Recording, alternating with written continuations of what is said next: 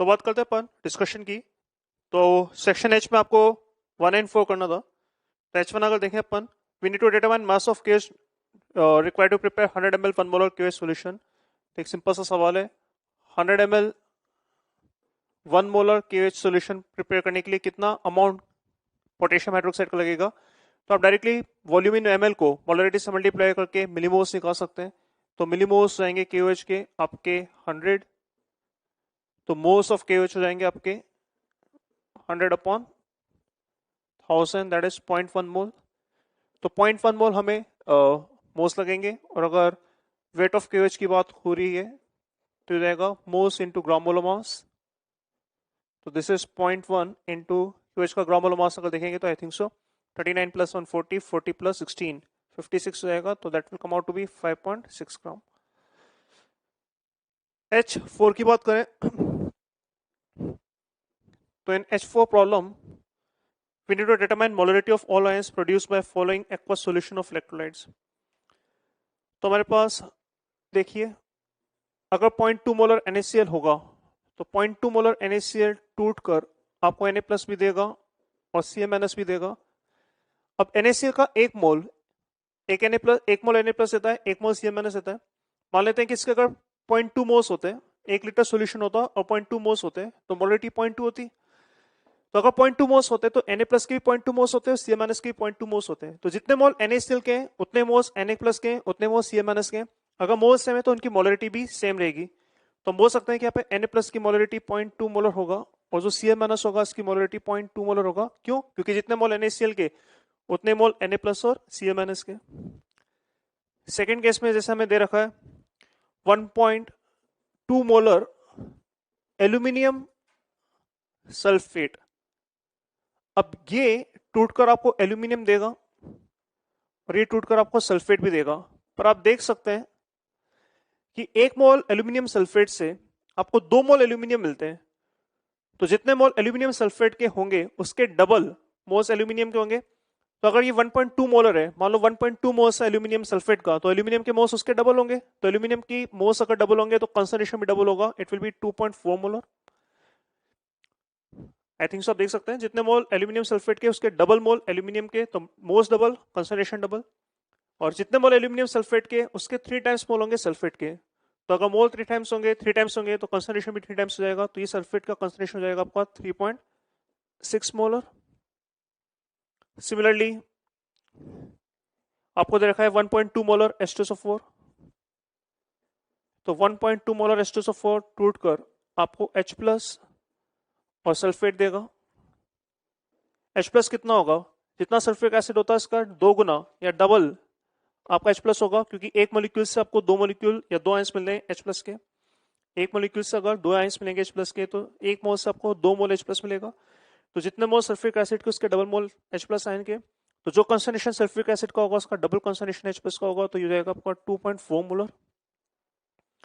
And 1 mole H2SO4 will give 1 mole sulphate. तो जितने मोल H2SO4 के उतने मोल सल्फेट के। तो जो कंसंट्रेशन H2SO4 का वही कंसंट्रेशन सल्फेट का होगा, तो ये भी होगा आपका 1.2 मोलर। एंड एक और केस अपने पास 2.1 मोलर मैग्नीशियम क्लोराइड, वो भी देख लेते हैं यहाँ पर। तो लेट्स अपने पास 2.1 मोलर मैग्नीशियम क्लोराइड है। तो ये अगेन मैग्नीशियम भी देगा और ये अगेन हमें CmNs भी देगा। और कंसंट्रेशन कितनी होंगी?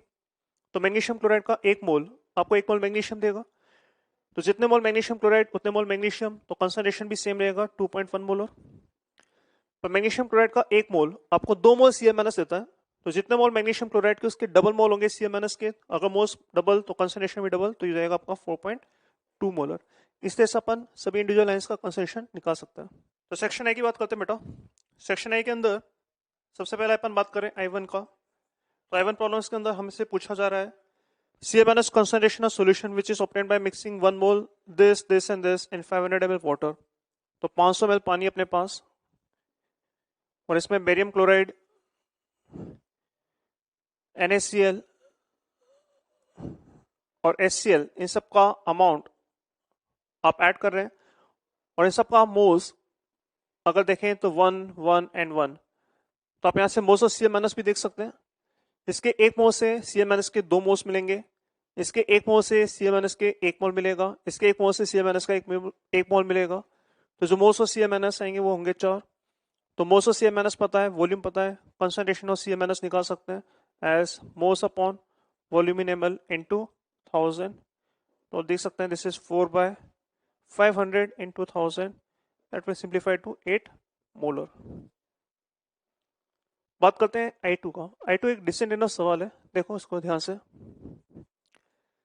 What maximum volume of 3 molar KOH can be prepared by 1 liter of 1 molar KOH and 6 molar KOH solutions by using water? 1 liter each of 1 molar KOH and 6 molar KOH। हमारे पास दो solution है, 1 litre 1 molar KOH और एक और solution है जिसका volume भी 1 litre 6 molar KOH है। और हमारे पास पानी भी है अगर हम लोग पानी यूज करना चाहें। और हमें बनाना क्या है, हमें बनाना है maximum volume of 3 molar KOH solution. हमें बताना है कि फाइनली अपने पास 3 मोलर KOH सॉल्यूशन होगा और इसका वॉल्यूम हमें मैक्सिमाइज करना है। तो अगर सपोज मैं इन दोनों को डायरेक्टली मिक्स कर लूं तो क्या होगा, अगर आप यहां से देखें इनको, अगर मैं कंप्लीटली मिक्स करूं तो इसके मोल्स हो जाएंगे। वॉल्यूम को अगर मोलरिटी को वॉल्यूम लीटर से मल्टीप्लाई करें तो डायरेक्टली मोल्स हो जाएंगे, तो इसके मोल्स हो जाएंगे 1। मतलब ऐसा भी सोच सकते हैं कि 1 लीटर में अगर 1 मोलर है तो मोल्स आपके 1, और अगर 1 लीटर के करस्पॉन्डिंग 6 मोलर है तो यहाँ पे जो मोल्स होंगे KOH के वो हो जाएंगे 6। ऐसा भी बोल सकते हैं कि मोलरिटी को वॉल्यूम इन लीटर से मल्टीप्लाई करने पे मोल्स मिलता है, जैसे मोलरिटी को वॉल्यूम इन ml से मल्टीप्लाई करने पे मिलीमोल्स मिलता है, वैसे मोलरिटी को वॉल्यूम इन लीटर से मल्टीप्लाई करने पे आपको मोल्स मिलेगा। तो आप देख सकते हैं कि अगर इनको मैं डायरेक्टली मिक्स कर लेता तो डायरेक्टली मिक्स करने के बाद इसके मोल्स होते हैं 1, इसके मोल्स होते हैं 6, टोटल मोल होते हैं 7, टोटल मोल होते हैं 7 और वॉल्यूम कितना होता है 2 लीटर। तो मोल्स होते हैं 7 और वॉल्यूम होता है 2 लीटर। 2 लीटर में 7 मोल तो 1 लीटर में 3.5 मोल्स होते हैं। और अगर 1 लीटर में 3.5 मोल्स होते हैं तो मोलरिटी 3.5 मोलर होती है, जबकि हमें चाहिए कितनी 3 मोलर। समझ रहा है मैं क्या बोल रहा हूँ?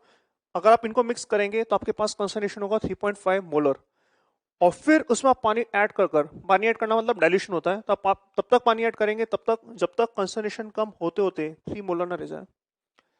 तो आप इनको तो मिक्स कर ही लेंगे डायरेक्टली, इन दोनों को डायरेक्टली मिक्स कर लेंगे, पर इन दोनों को डायरेक्टली मिक्स करने के बाद आपके पास जो मोलरिटी होगा वो 3.5 होगा।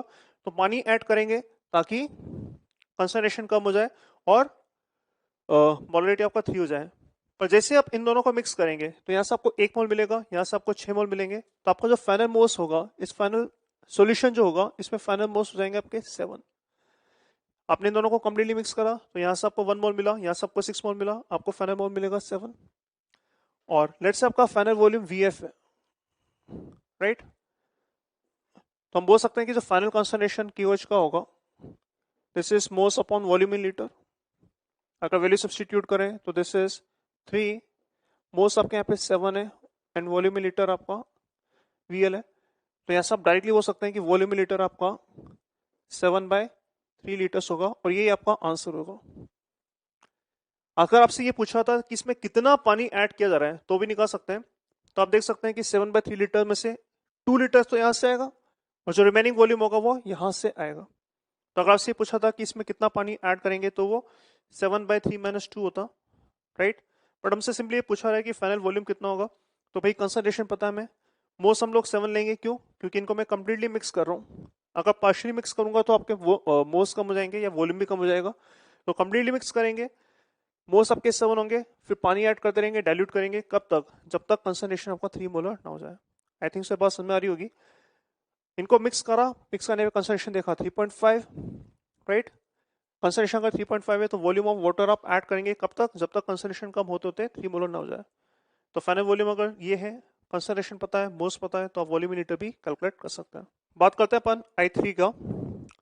I3 में आप बेसिकली दो सॉल्यूशन को मिक्स कर रहे हैं, इंटरमिक्सिंग और सॉल्यूशंस हो रहा है और आपसे पूछा जा रहा है कि फाइनल सॉल्यूशन में मोलरिटी कैसे निकालते हैं। हमने काफी सारे सवाल करे, आप कुछ किताबों में इसका एक सिंपल फॉर्मूला भी देखेंगे, मैं आपको फॉर्मूला भी बता देता हूँ, बट मैं प्रेफर करूंगा कि आप फॉर्मूला यूज करने के बजाय इसको बेसिक फंडामेंटल से करें। जैसा मान लो अपने पास यहाँ पे सॉल्यूशन HCl का है, इसकी मोलरिटी M1 है और वॉल्यूम V1 लीटर्स है, और यहाँ पे भी अपने पास सॉल्यूशन HCl का है जिसकी मोलरिटी M2 है और वॉल्यूम V2 लीटर्स है, लेट्स से। तो जब आप इन दोनों को मिक्स करेंगे तो हम बोल सकते हैं कि आपका जो फाइनल सॉल्यूशन होगा उस फाइनल सॉल्यूशन में जो मोल्स होंगे HCl के वो कितने होंगे।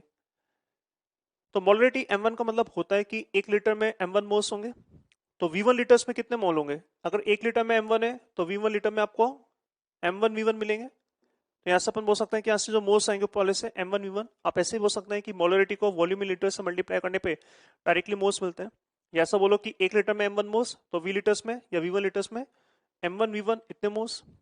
सिमिलरली नीचे से अगर देखेंगे मोलरिटी M2 है, कंसंट्रेशन और वॉल्यूम V2 है, तो नीचे से आपको मोल्स मिलेंगे M2 V2 और फाइनल वॉल्यूम हो जाएगा आपका V1 प्लस V2। तो हम बोल सकते हैं कि आपका जो फाइनल कंसंट्रेशन होगा HCl का ये हो जाएगा आपका M1 V1 plus M2 V2 upon upon V1 plus V2। ये फॉर्मूला कई किताबों में लिखा रहता है, कुछ लोग काफ़ी इसको प्रमोट करते हैं। आप चाहें तो यूज़ कर सकते हैं बट नेसेसरी नहीं कि ये हमेशा ढंग से काम करे। इसको बहुत केयरफुली यूज़ करना होता है। जैसे अगर मान लो यहाँ पर HCl की जगह पे एक HCl होता दूसरा H2SO4 होता और H प्लस के लिए हमें ये कंसंट्रेशन पूछा था कि फाइनल सॉल्यूशन में H प्लस का कंसंट्रेशन कितना है। तो यहाँ से HCl है, यहाँ से सल्फ्यूरिक एसिड है और H प्लस की कंसंट्रेशन अगर पूछ ली जाए तो फिर ये फॉर्मूला इस तरह से काम नहीं कर पाएगा। तो ये फॉर्मूला आप यूज़ कर सकते हैं तब जब दोनों केसेस में आपका सेमी अमाउंट ऑफ मतलब सेमी सोल्यूट है, यहाँ पे भी HCl है, यहाँ पे भी HCl है, तब आप ये यूज़ कर सकते हैं। बट अगर यहाँ पे डिफरेंट सोल्यूट होता है, यहाँ पे डिफरेंट सोल्यूट होता है तो फिर इस तरह के फॉर्मूला यूज़ करने में हमेशा दिक्कत आती है। तो मैं रिकमेंड नहीं करूँगा इस तरह के फॉर्मूला आप लगाएं। इस केस में डेफिनेटली लगा सकते हैं बट हम लोग बेसिक से करेंगे। तो बेसिक से कैसे करेंगे? इस तरह से फॉर्मूले से आप कर ही सकते हैं, आप करके देख लेना, पर बेसिक से कैसे करेंगे वो भी देख लेते हैं अपन। तो जैसे फर्स्ट पार्ट अपने पास, तो फर्स्ट पार्ट में अपने पास आप देख सकते हैं 2 लीटर, तो 2 लीटर की जगह मैं डायरेक्टली वॉल्यूम इन ml लिख रहा हूँ। 2000 ml 0.5 मोलर सॉल्यूशन है। और सेकेंड केस में अपने पास है 3 लीटर, 3 लीटर मतलब 3000 ml और वॉल्यूम कितना आपका, सॉरी वॉल्यूम ये है, कंसंट्रेशन कितना है 0.2 मोलर। हमने कैसे करा था, हमने मिलीमोल्स निकाले थे। आप चाहे तो मोल्स में भी काम कर सकते हैं, मिलीमोल्स में भी कर सकते हैं। अगर मोल्स में करें या मिलीमोल्स में करें तो volume in ml into molarity directly आपको मिलीमोल्स दे देगा।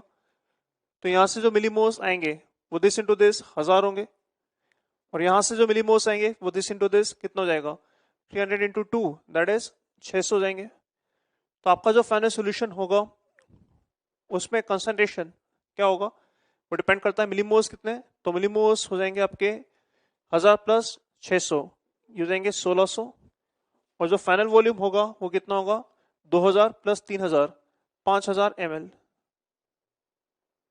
तो कंसंट्रेशन ऑफ HCl हम लोग लिख सकते हैं millimoles upon volume in ml। तो ये जाएगा आपका 1600 अपॉन 5000। तो दिस इज 16/50 और 32/100, तो दिस इज 0.32 मोलर। ये आपका फाइनल आंसर होगा। बाकी जो सेकंड, थर्ड, फोर्थ है एग्जैक्टली यही सवाल है, डाटा डिफरेंट है, बाकी करने का तरीका यही है। तो आप कर सकते हैं, देख सकते हैं। आप ये फॉर्मूला लगा के ही कर सकते हैं, आप देख लेंगे फॉर्मूला अगर लगाएंगे तो भी आंसर मैच कर जाएगा। बट हमें इस बेसिक फंडामेंटल से अगर करेंगे तो बहुत से प्रॉब्लम्स हो जाएंगे और हम लोग कहीं नहीं अटकेंगे, यहाँ पर हम लोग अटक सकते हैं। तो आपको डिसाइड करना है। मैं प्रेफर करूंगा इस तरह से आप प्रोसीड करें। तो बात करते हैं अपन एक्सरसाइज 1 सेक्शन H पार्ट 2 का। सिंपल सवाल है, देख सकते हैं अपन। जैसे अगर पार्ट H1 की बात करें तो H1 में आपको वॉल्यूम दे रखा है, डायरेक्टली देख सकते हैं वॉल्यूम आपको दे रखा है ml के अंदर और मॉलिक्यूल्स आपको दे रखा है 6.02 इंटू 10⁻22 मॉलिक्यूल्स। तो क्या करना है, मॉलिक्यूल्स अगर दे रखा है तो आप सबसे पहले मोल्स निकाल सकते हैं। मोल्स जाएगा आपका मॉलिक्यूल बाय Na। अगर आप सिंप्लीफाई करेंगे तो ये जाएगा 6.02 इंटू 10⁻22 अपॉन 6.02 इंटू 10⁻23 मतलब मोल्स जाएंगे आपके 0.1 मोल्स। तो अपन डायरेक्टली बोल सकते हैं कि 500 ml में अगर 0.1 मोल है तो 1 लीटर में आपका 0.2 मोल्स होगा। या अपन बोल सकते हैं कि जो मोलरिटी होगा वो 0.2 मोलर होगा। अब फॉर्मूला भी लगा सकते हैं moles upon volume in ml into 1000, उससे भी वही आंसर आएगा। तो मोल्स पता है, वॉल्यूम इन लीटर पता है, मतलब मोल्स पता है, वॉल्यूम पता है, तो आप मोलरिटी निकाल सकते हैं। H5 again it's a very simple problem, कुछ नहीं करना है इसके अंदर। 1 लीटर वाटर है और इसमें आपने 171 gram cane sugar which is C12H22O11 add करा है और आपसे पूछा रहा है कि इसकी कंसंट्रेशन क्या होगा। तो कंसंट्रेशन वही हो जाएगा जो कि मोल्स होंगे। क्यों? क्योंकि 1 लीटर पानी के अंदर जो मोल्स होते हैं वही कंसंट्रेशन हो जाएगा। तो अपन देख सकते हैं कि यहाँ पर अगर मोल्स निकालेंगे तो मोल्स जाएगा 171, इसका ग्राम मोलर मास होता है आपका 342, तो मोल्स जाएंगे 171/342, दैट इज 0.5, और 0.5 मोल्स अगर 1 लीटर में, तो अपन डायरेक्टली बोल सकते हैं कि जो कंसंट्रेशन होगा वो भी 0.5 मोलर होगा, स्ट्रेट फॉरवर्ड। सिमिलरली सेवंथ की बात करें, सेवंथ में ध्यान से देखना, सेवंथ में हम लोग एक्चुअली सॉल्यूशन की बात नहीं कर रहे हैं, यहाँ पे अपन बात करें प्योर लिक्विड HCl का। मेरे पास यहाँ पे प्योर HCl है, इट्स नॉट अ सॉल्यूशन, और प्योर HCl में भी कंसंट्रेशन अपन डिफाइन कर पाएंगे। हालांकि कंसंट्रेशन या मोलरिटी हम लोग डिफाइन कर रहे थे only in case of solution, तो प्योर कंपोनेंट में, प्योर सॉल्यूशन में कैसे कर पाएंगे? तो प्योर सॉल्यूशन हम लोग कर सकते हैं भाई, हम देखेंगे कि 1 लीटर सॉल्यूशन लें या 1 लीटर लिक्विड लेंगे, और 1 लीटर लिक्विड में जितने मोल्स होंगे वही आपका कंसंट्रेशन होगा। मतलब अगर सपोज मैं यहाँ पे ले लेता हूँ कि वॉल्यूम 1 लीटर है, तो 1 लीटर का मतलब होगा कि 1000 ml है, और डेंसिटी ऑफ लिक्विड आपको दे रखा है एज 1.17 ग्राम पर सेंटीमीटर क्यूब या ग्राम पर ml। तो अगर वॉल्यूम पता है और डेंसिटी पता है, तो यहां से मैं बोल सकता हूं कि आपका जो वेट ऑफ HCl सॉल्यूशन होगा या वेट ऑफ HCl होगा, प्योर HCl इनफैक्ट, वो जाएगा आपका दिस इनटू दिस 1170 ग्राम। और अगर HCl का वेट आ चुका है तो HCl के मोल्स भी आप निकाल सकते हैं, तो मोल्स रहेंगे HCl के 1170 upon 36.5, which can be done as 117 into 100 upon 365। क्या कैलकुलेट क्या कैंसिल आउट होता है देख लेना अगर हो रहा है तो। जो भी है इतने मोल्स हैं, और यही आपका मोलरिटी ऑफ HCl ही होगा। मोलरिटी ऑफ HCl ही हो जाएगा 117 अपॉन 36.5, ये आपका मोलरिटी हो जाएगा। क्यों? क्योंकि हम बोल सकते हैं भाई इतने मोल्स होंगे किसके अंदर, 1 लीटर लिक्विड में। तो यहाँ पे सॉल्यूशन नहीं हो रहा है, यहाँ पे बात हो रही है प्योर लिक्विड का, पर प्योर लिक्विड में हम लोग वैसे डिफाइन करेंगे कि 1 लीटर के अंदर कितने मोल्स हैं। 1 लीटर में जितने मोल्स होंगे उसी को हम बोलेंगे मोलरिटी। तो अगर 1 लीटर है, रादर देन सॉल्यूशन यहाँ पे प्योर लिक्विड है, पर 1 लीटर में जितने मोल्स होंगे सेल को उसी को हम बोलेंगे मोलरिटी। तो वॉल्यूम 1 लीटर ले लो, डेंसिटी से अपन वेट निकाल सकते हैं, वेट से अपन मोल्स निकाल सकते हैं। हम बोल सकते हैं कि इतने मोल्स होंगे 1 लीटर में, और जितने मोल्स होंगे 1 लीटर में वही आपका मोलरिटी होगा। तो बात करते हैं सेक्शन आई का। सेक्शन आई के अंदर I1 अगर देखें, 500 ml 1 मोलर ग्लूकोज को आप मिक्स करें, 500 ml 1 मोलर ग्लूकोज को, और आपसे पूछा है कि फाइनल मोलरिटी क्या होगा। कभी भी अगर सेम मोलरिटी के दो सॉल्यूशन आप मिक्स करते हैं तो फाइनल मोलरिटी भी वही होगी। तो अगर 1 मोलर सॉल्यूशन है, सेकंड वाला भी 1 मोलर है, तो उन दोनों को मिक्स करके फाइनल सॉल्यूशन में आपका 1 मोलर होगा। ये चाहे तो आप करके देख सकते हैं। जैसे मान लो यहाँ पे 500 ml 1 मोलर है, तो हम बोल सकते हैं जो मिलीमोल्स होंगे वो 500 होंगे, और दूसरा भी अपना यही है 500 ml 1 मोलर, तो अगेन बोल सकते हैं कि जो मिलीमोल्स होंगे वो 500 होंगे। तो आपका जो फाइनल सॉल्यूशन होगा उसमें मिलीमोल्स हो जाएंगे 1000, और फाइनल वॉल्यूम भी हो जाएगा 1000 ml। तो आप देख सकते हैं कि यहाँ पे जो कंसंट्रेशन आएगा वो भी 1000/1000 1 मोलर आएगा, जो कि एक्सपेक्टेड था। आप ऐसा सोचो कि इसमें से अगर कुछ सॉल्यूशन में निकाल दूं तो क्या रिमेनिंग कंसंट्रेशन चेंज होगी क्या? आपके पास लेबोरेटरी में 1 मोलर सॉल्यूशन है, एक शीशी है जिसका 1 मोलर सॉल्यूशन है ना, मतलब एक शीशी में 1 मोलर HCl सॉल्यूशन है। अगर इसमें से कुछ पार्ट में विड्रॉ कर लूं तो क्या ऐसा हो सकता है कि बची हुई शीशी में आपका कंसंट्रेशन चेंज हो जाए? नहीं होता है। तो अगर इसमें से मैं कुछ सैंपल विड्रॉ भी कर लूंगा तो 1 मोलर ही रहेगा, और वही सैंपल वापस ऐड कर दूंगा तो भी 1 मोलर रहेगा। तो अगर सेम कंसंट्रेशन के दो सॉल्यूशन है, इनको मिक्स करेंगे तो कंसंट्रेशन आपका सेम ही रहता है। बात करते हैं सेकंड का। सेकंड के अंदर the volume of water that must be added to 250 ml 0.6 molar, तो हमारे पास 250 ml 0.6 मोलर सॉल्यूशन है HCl का, और एक और सॉल्यूशन है which is 750 ml 0.2 molar HCl का, और इससे पूछा है कि कितना पानी ऐड करें। तो अपन एक काम करते हैं, अपन VML वाटर ऐड कर लेते हैं। तो आपका जो फाइनल सॉल्यूशन होना चाहिए वो 0.25 मोलर होना चाहिए। अब ये देखो कि फाइनल सॉल्यूशन में मिलीमोल्स कितने होंगे, मिलीमोल्स ऑफ HCl। तो यहां से HCl कितना आएगा, 250 इंटू 0.6, दैट इज 25 इंटू 6, मतलब यहाँ से जो मिलीमोल्स आएंगे वो आएंगे 150। यहाँ से मिलीमोल्स कितने आएंगे 750 इंटू 0.2, तो अगेन मिलीमोल्स की बात करें अपन तो 750 इंटू 0.2 अगेन मिलीमोल्स आएंगे 150। ऑफ कोर्स पानी से एसिल नहीं आएगा, तो यहाँ पे फाइनल मिलीमोल्स आ जाएंगे आपके 300।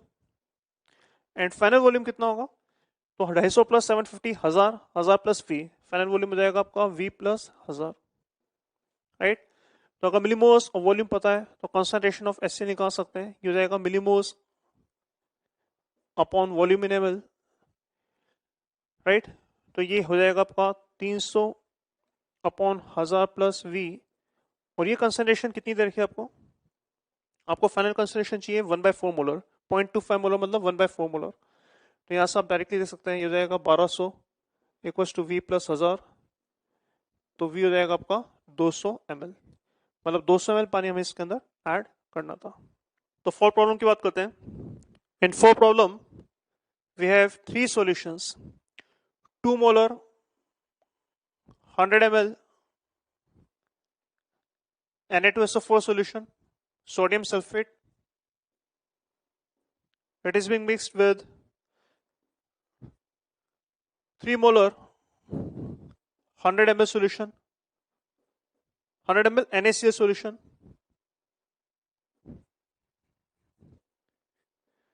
and it is mixed with another 1 molar 200 ml calcium chloride solution.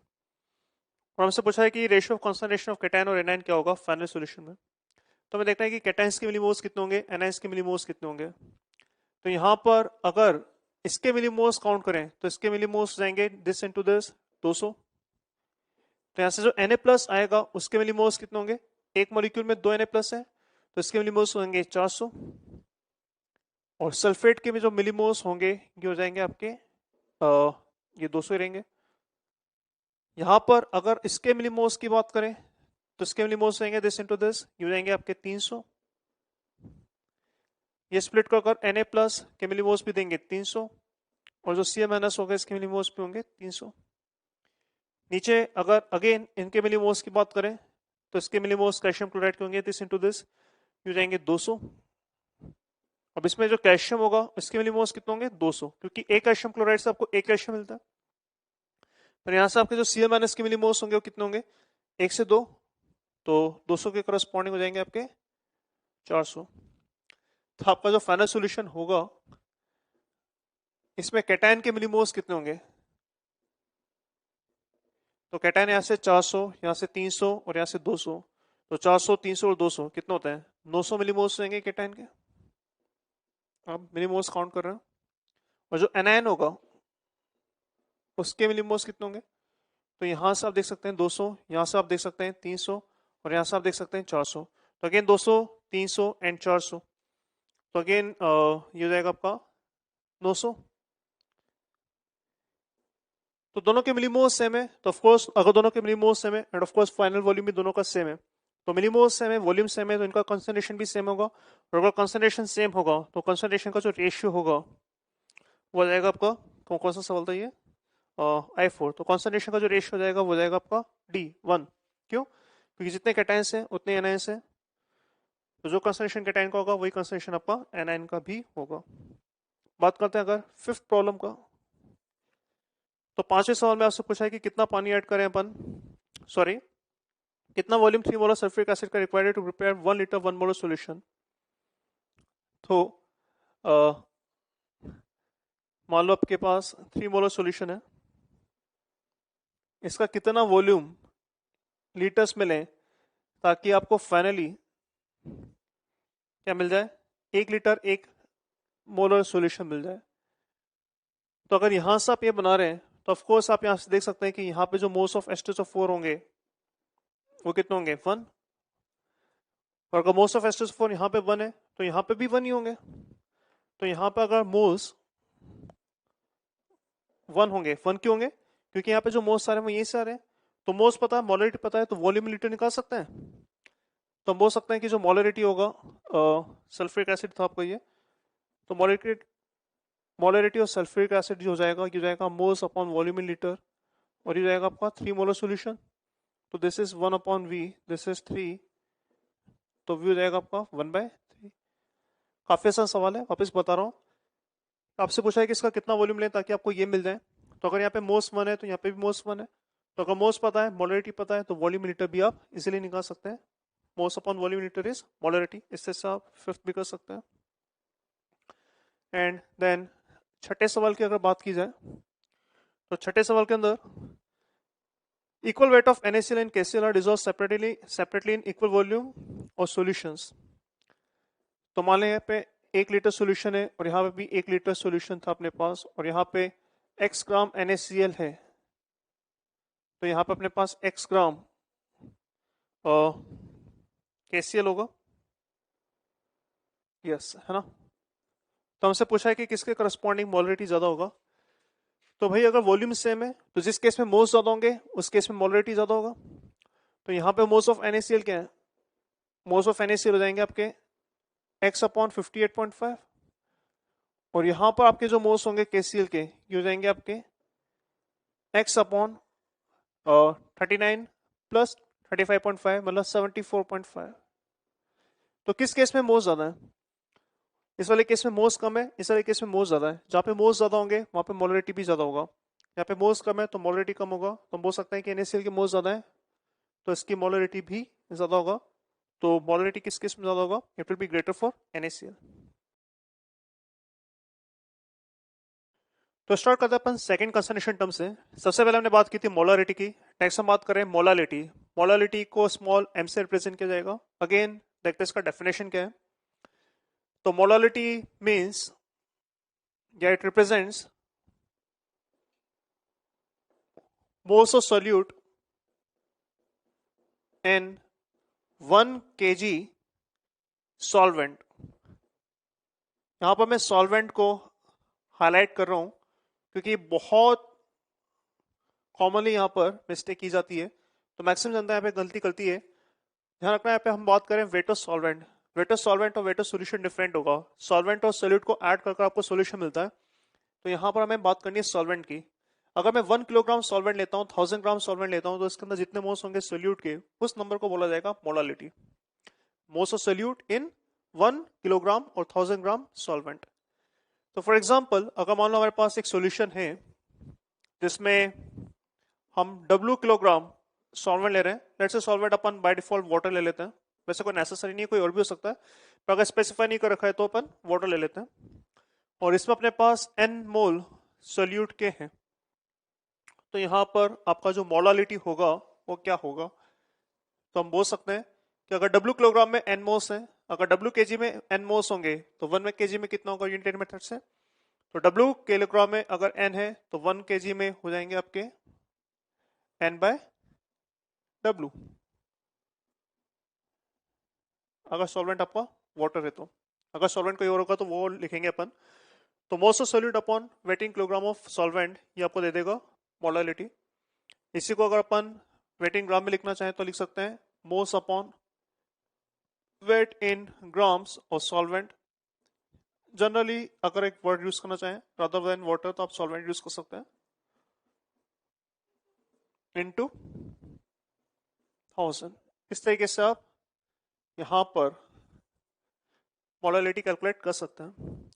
तो मोलालिटी कैलकुलेट करने के लिए हमें जो इन्फॉर्मेशन चाहिए होगा वो दो चाहिए होंगे, एक तो वेट ऑफ सॉल्वेंट और secondly moles of solute.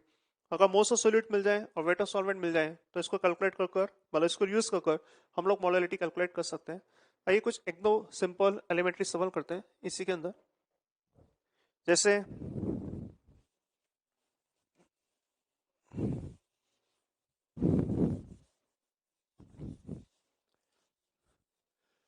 For example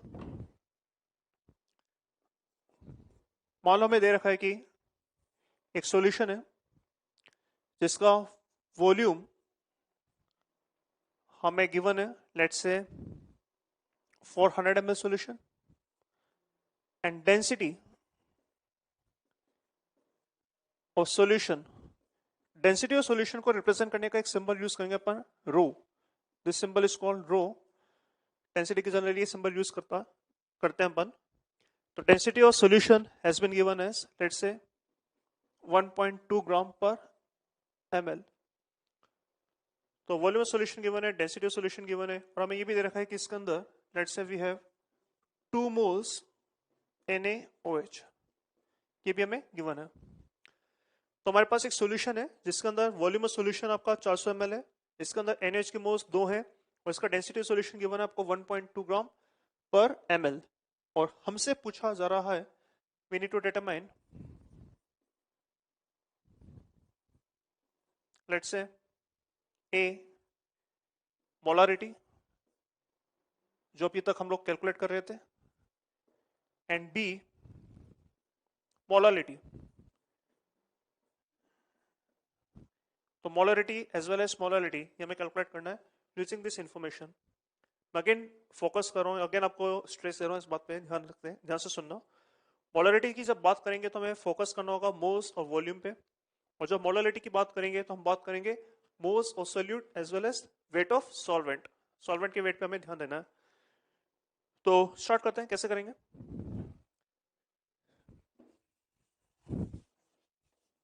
तो इस पर्टिकुलर सवाल में आपको इंफॉर्मेशन क्या क्या गिवन है। Volume of solution already given है हमें एज 400 ml, 2 मोल्स NaOH दे रखा है, तो मोल्स ऑफ सॉल्यूट पता है, वॉल्यूम ऑफ सॉल्यूशन पता है, तो मोलारिटी तो स्ट्रेट फॉरवर्ड हम लोग कैलकुलेट कर सकते हैं। इसके अलावा मोलारिटी अगर निकालना है, ये कैसे कैलकुलेट करेंगे अभी अपन देखते हैं। मोलारिटी की अगर बात करें तो हमें चाहिए यहाँ पे मोल्स ऑफ सॉल्यूट जो कि गिवन है, और हमें चाहिए wait of solvent. Wait of solvent नहीं गिवन है, पर हमें वॉल्यूम ऑफ सॉल्यूशन और डेंसिटी ऑफ सॉल्यूशन गिवन है। तो अगर वॉल्यूम ऑफ सॉल्यूशन और डेंसिटी ऑफ सॉल्यूशन दे रखा है तो इन दोनों को मल्टीप्लाई कर आप वेट ऑफ सॉल्यूशन निकाल सकते हैं। Wait of solution will be given by volume of solution into density of solution. ये कहां सा है फॉर्मूला, ये फॉर्मूला डेंसिटी का है। डेंसिटी हमें मालूम होता है वेट बाय वॉल्यूम होता है, तो वेट बाय वॉल्यूम अगर डेंसिटी होगा तो वेट होगा आपका वॉल्यूम इनटू डेंसिटी। आई थिंक सो क्लियर होगा ये बात। वॉल्यूम इनटू डेंसिटी कर आपको यहाँ पे डायरेक्टली मिल जाएगा वेट ऑफ सॉल्यूशन। तो वॉल्यूम आपको गिवन है 400 ml, और डेंसिटी ऑफ सॉल्यूशन आपको गिवन है एज 1.2 ग्राम पर ml। तो मल्टीप्लाई कर आप यहाँ पे देख सकते हैं, ये जाएगा आपका 480 ग्राम्स। तो 480 ग्राम आपका वेट ऑफ सॉल्यूशन है, but remember this is weight of solution. We are not interested in weight of solution, we are interested in weight of solvent. तो सॉल्वेंट का वेट कैसे मिलेगा। सॉल्यूशन का जो वेट होता है इसमें सॉल्यूट और सॉल्वेंट दोनों इंक्लूड होते हैं। अगर इसमें से सॉल्यूट का वेट हटा दिया जाए तो आपको सॉल्वेंट का वेट मिल जाएगा। क्या हमें सॉल्यूट का वेट पता है, सॉल्यूट आपका 2 मोल्स NaOH है, तो यहां से आप देख सकते हैं कि इसका जो वेट होगा weight of solute which is weight of NaOH, इसका ग्राम मोल मास 40 होता है, तो डायरेक्टली आप बोल सकते हैं 2 into 40 दैट इज 80 ग्राम्स। ये 80 ग्राम आपका सॉल्यूट का वेट है, सॉल्यूशन का वेट 480 ग्राम है। तो यहां से अगर मेरे को वेट और सॉल्वेंट जो कि बाय डिफॉल्ट वाटर है वो अगर निकालना होगा तो हम बोल सकते हैं it will B wait of solution minus weight of NaOH। इस तरह से हम लोग ये डिटरमाइन कर सकते हैं। तो वेट ऑफ सॉल्यूशन हो जाएगा आपका कितना, this is 480 grams minus weight of NaOH which is 80 grams, तो that will come out to be 400 grams. तो ये आपको दे देगा वेट ऑफ सॉल्वेंट। ये भी हमें फाइनली मिल गया है।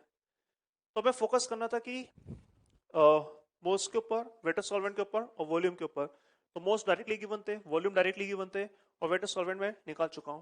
तो यहां से अब मोलरिटी और मोलालिटी दोनों निकाल सकते हैं।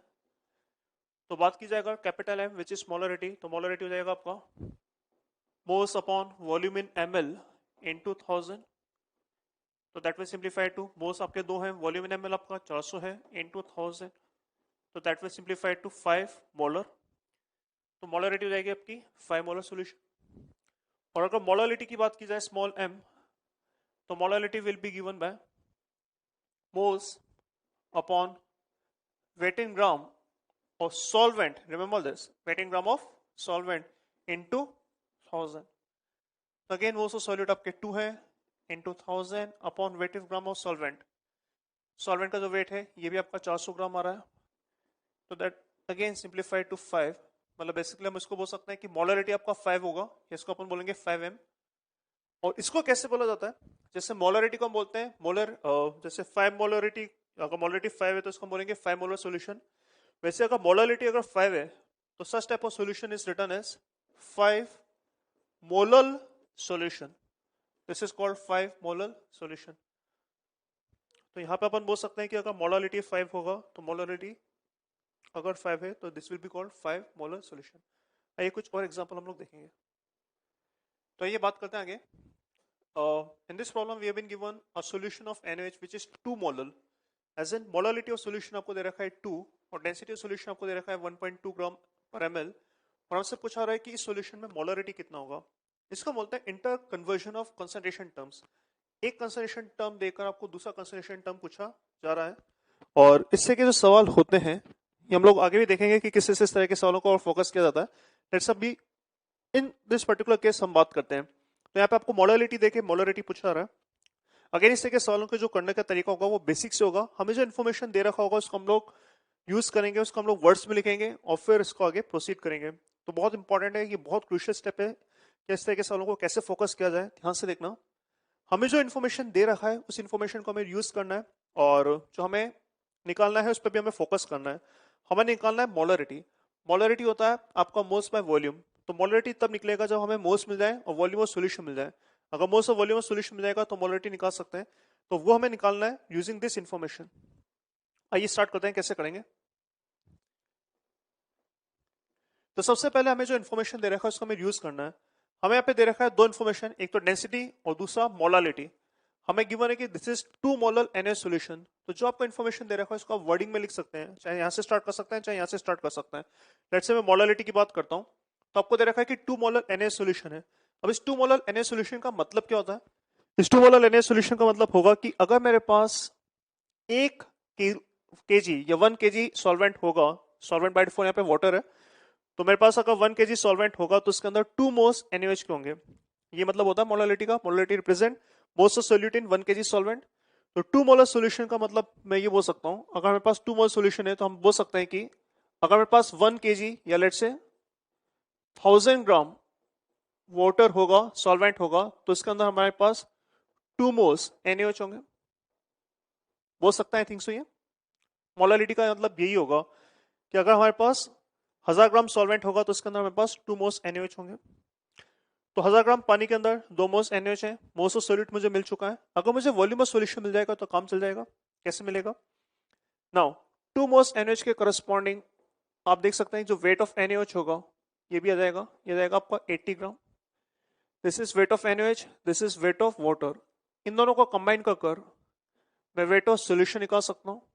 This plus this will give 1080 ग्राम. मैं वेट ऑफ सॉल्यूशन क्यों निकालना चाहता हूँ, क्योंकि मुझे डेंसिटी ऑफ सॉल्यूशन गिवन है. अगर डेंसिटी ऑफ सॉल्यूशन गिवन है और वेट ऑफ सॉल्यूशन गिवन है तो इसको यूज करके आप वॉल्यूम ऑफ सॉल्यूशन निकाल सकते हैं. और एक बार वॉल्यूम मिल जाएगा तो मोलरिटी निकाल सकते हैं. तो वेट ऑफ सॉल्यूशन आ चुका है आपका 1080 ग्राम. तो यहां से अपन बोल सकते हैं कि density of solution this is weight of solution upon volume in ml of solution. तो यहां से मैं बोल सकता हूं कि जो वॉल्यूम इन ml होगा it will be given by weight of solution upon density of solution. तो यहां से हम बोल सकते हैं कि जो वॉल्यूम इन ml होगा सॉल्यूशन का this is weight of solution which is 1080 gram upon density which is in this case 1.2. इतना ml आपका वॉल्यूम होगा सॉल्यूशन का. This ml of solution. तो हमें वॉल्यूम इन ml मिल चुका है किसका, सॉल्यूशन का. और हमें मोल्स ऑफ सॉल्यूट ऑलरेडी मिल चुके थे एज 2 मोल. तो अगर मुझे मोल्स पता है, वॉल्यूम पता है, तो क्या मैं मोलरिटी निकाल सकता हूँ. डेफिनेटली. नाउ हम बोल सकते हैं कि अगर मोलरिटी ऑफ NaOH की बात की जाएगी तो molarity of NaOH will be given by moles upon volume in ml of solution into 1000. तो सिंपल वैल्यू सब्स्टिट्यूट कर सकते हैं. मोल्स आपके हैं यहाँ पे 2, वॉल्यूम इन ml है आपका 1080 अपॉन 1.2 इंटू 1000. तो 1.2 जब ऊपर जाएगा तो जाएगा 2.4. 2.4 इंटू 1000 हो जाएगा आपका 2400 अपॉन 1080. तो थोड़ा सिंप्लीफाई करें तो 240 अपॉन 108. इसको अगर 5 से या 4 से डिवाइड करें अपन तो बोल सकते हैं दिस इज 60 अपॉन 27. इसको अगर फर्दर 3 से डिवाइड करें तो हम बोल सकते हैं दिस इज 20/9. इतना मोलर। तो that will be the final answer of this solution. तो आप देख सकते हैं अप्रोच इंपॉर्टेंट है रादर देन फॉर्मूलाज। इसको मैं फॉर्मूले के थ्रू भी कर सकता हूँ। अगर आप कुछ बुक्स देखेंगे तो आपको यहाँ पे डायरेक्ट फॉर्मूला मिल जाएगा जो मोलरिटी को मोलरिटी में कन्वर्ट करता है। पर मैं अगेन फॉर्मूले पे नहीं जा रहा हूँ क्योंकि फॉर्मूले से आप कुछ सवाल तो कर सकते हैं पर सारे सवाल नहीं कर पाएंगे। इंपॉर्टेंटली जो जे एडवांस है जे मेंस के अंदर जो अच्छे सवाल पूछे जाते हैं वो आपसे नहीं बनेंगे। वो सवाल तभी बन सकते हैं जब हम लोग डेफिनेशन से जाएं। तो हम लोग और बहुत सारे सवाल इलस्ट्रेशन लेंगे जो देखेंगे कि डेफिनेशन से कैसे किए जाते हैं। हमें ध्यान रखना होगा कि फोकस किस पे करना है। जैसे अगर मोलरिटी पूछी जाए तो हमें ध्यान रखना है कि हमें चाहिए मोल्स और वॉल्यूम। आपको जो इन्फॉर्मेशन दे रखा है उससे आप स्टार्ट कर सकते थे। उससे स्टार्ट कर कर आपको जो इन्फॉर्मेशन चाहिए वो हमें देखना है। तो यहाँ पर आपको मोलरिटी दे रखा था तो आपको यहाँ पर 1000 ग्राम पानी के अंदर 2 मोल्स NaOH के मिल गए। ये इन्फॉर्मेशन गिवन था, इसको हमने यूज करा। ऑलरेडी मोल्स मिल चुके थे। इस इंफॉर्मेशन से हमने वेट ऑफ सॉल्यूशन निकाला, डेंसिटी ऑफ सॉल्यूशन से हमने वॉल्यूम ऑफ सॉल्यूशन निकाला। तो आपको वॉल्यूम भी मिल गया, आपको मोल्स मिल चुका है।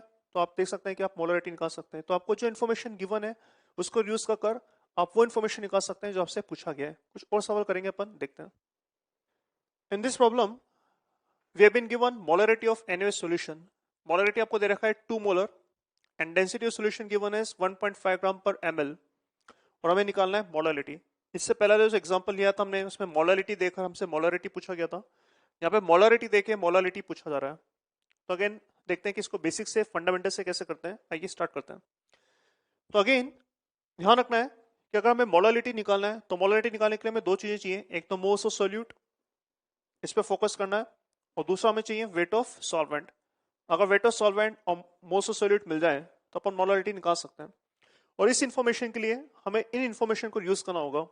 हमें इंफॉर्मेशन गिवन है 2 मोलर NaOH सॉल्यूशन। इससे हमें पता क्या चलता है, अगर 2 मोलर NaOH सॉल्यूशन है तो हम बोल सकते हैं यहां पर कि अगर मोलरिटी 2 होगा तो हम बोल सकते हैं कि 1000 ml सॉल्यूशन या 1 लीटर सॉल्यूशन के करस्पॉन्डिंग आपके पास जो मोल्स ऑफ NaOH होंगे क्या आएंगे 2। क्या बोल सकते हैं हम लोग, 2 मोलरिटी का मतलब ये होता है कि 1 लीटर सॉल्यूशन के अंदर हमारे पास 2 मोल्स होंगे। तो 1 litre means 1000 ml solution, 1000 ml solution, इसके अंदर हमारे पास 2 मोल्स होंगे NaOH के। यहां से आगे बढ़ सकते हैं हम लोग। डेंसिटी सॉल्यूशन गिवन है हमें पास 1.5 ग्राम पर ml। तो अगर वॉल्यूम पता है, डेंसिटी पता है, तो यहां से मैं वेट ऑफ सॉल्यूशन भी निकाल सकता हूं।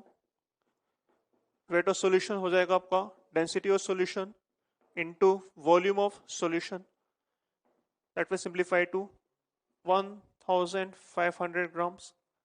मैं ये सब क्यों कर रहा हूं, क्योंकि इवेंचुअली मुझे moles of weight of solvent मिल चाहिए। तो मोल्स ऑफ सॉल्यूट तो ऑलरेडी मिल चुके हैं S2, और वेट ऑफ सॉल्वेंट निकाल सकते हैं। अगर मुझे वेट ऑफ सॉल्यूशन मिल जाए और वेट ऑफ सॉल्यूट मिल जाए तो मोल्स ऑफ NaOH अगर 2 है तो यहां से मैं वेट ऑफ सॉल्यूट भी निकाल सकता हूं। वेट ऑफ NaOH मिल जाएगा आपको basically this into gram molar mass, again आ जाएगा आपका 80 ग्राम। वेट ऑफ सॉल्यूशन पता है, वेट ऑफ NaOH पता है, यहां से हम बोल सकते हैं कि आपका जो वेट ऑफ सॉल्वेंट होगा वो दिस माइनस दिस जाएगा। तो weight of solvent is weight of solution minus weight of solute which is NaOH।